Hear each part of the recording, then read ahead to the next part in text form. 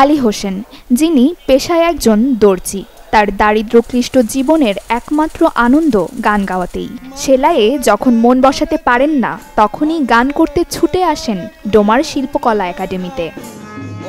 আমি দর্জি কাজ করি, কাজ করতে করতে যখন আমি ক্লান্তিত হই, তখন আমি কিন্তু নিজে নিজে গুনগুন করে গান গাই। তারপরে এই ডোমার উপজেলায় একটা শিল্পকলা একাডেমি আছে, এখানেও এসে দেখি অনেক কৃষিজীবী, রিক্সা চালক, দোকানদার, অনেক ভাই বোনেরা আসে, গান শিখতে আসে। তাই পাশাপাশি আমিও এখানে কিন্তু গান চর্চা করি, শিখি।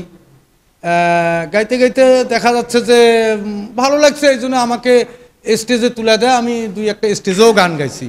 অন্যদিকে নাসিরুলও রিক্সা চালিয়ে ফুরসত পেলেই লুফে নেন গান গাওয়ার সুযোগ। প্যাডেল ঘুরিয়ে ঘুরিয়ে ক্লান্ত হলে শৈশবের আকাঙ্ক্ষা বাস্তবায়নে তিনিও চলে আসেন শিল্পকলায়। আমি অভাবের কারণে পেশা একজন রিক্সা চালক, অভাবের কারণে লেখাপড়া করতে পারিনি। তা আমি গান বাজনার ছোট থেকে গাই, অনেক চেষ্টা করেছি, কিন্তু অনেক জায়গায় হয় না, আমাদের অভাবের কারণে হয় না। কিন্তু এই শিল্পকলাটা হওয়ার পর থেকে এখানে আমি আসতেছি, শিখতেছি।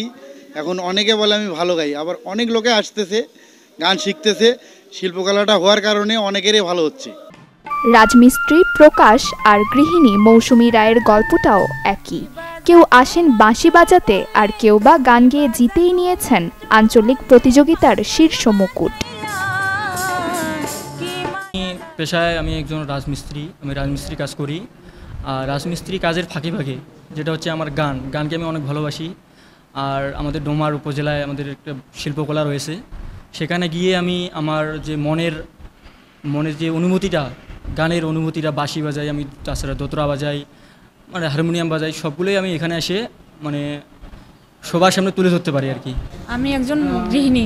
আমি অবশ্য ছোটোবেলা থেকে কোনো গান বাজনা করতাম না। গান ভালো লাগে, গান শুনি ভালো লাগে। যখন শুনলাম যে এখানে নাকি ছিন্নমূল প্রতিযোগিতার একটা মানে অংশগ্রহণ হচ্ছে, এই জন্য আমি এখানে নাম দিলাম। এখানে অডিশন করলাম, করার পর ফাইনাল অডিশনে ফার্স্ট হইলাম আর কি।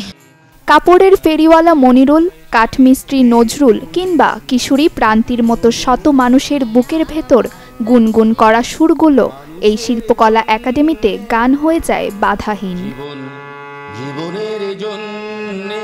এখানে নবীন প্রবীণ যে একটা মিলন মেলা, আজকে অকল্পনীয়। আমি একজন প্রবীণ শিল্পী, আমি গান গাই। আজকে এই নতুনদের সঙ্গে এসে যখন আমরা বসি, কথা বলি এবং গান গাই, একে অপরের মত বিনিময়, একটা আনন্দঘন পরিবেশ তৈরি হয়।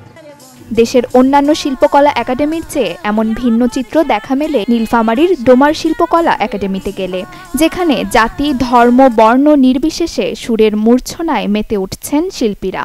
সুযোগ কাজে লাগিয়ে শত শত শ্রমজীবী মানুষ ছুটে আসেন নিজ প্রতিভায় শান দিতে।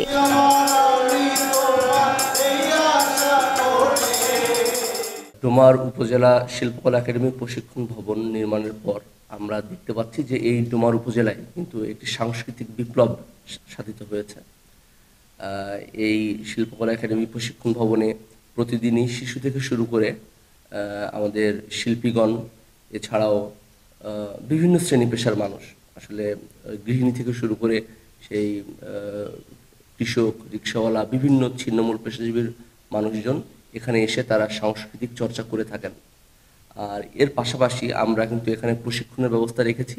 এখানে কবিতা আবৃত্তি, গান, নৃত্য, এসব বিষয়ের উপরে প্রতিনিয়ত প্রশিক্ষণ দেওয়া হচ্ছে। এই যে সাংস্কৃতিক চর্চাটা হচ্ছে, এর ফলে কিন্তু আমরা দেখতে পাচ্ছি যে ডোমার উপজেলায় সকলের মধ্যে একটি সুন্দর মেলবন্ধন রয়েছে। 2018 সালে নির্মিত হয় ডোমার শিল্পকলা একাডেমি ভবন, যেখানে অতিরিক্ত একটি উন্মুক্ত মঞ্চ রয়েছে, সেই সাথে রয়েছে প্রশিক্ষণেরও সুযোগ। Desk report, channel 24।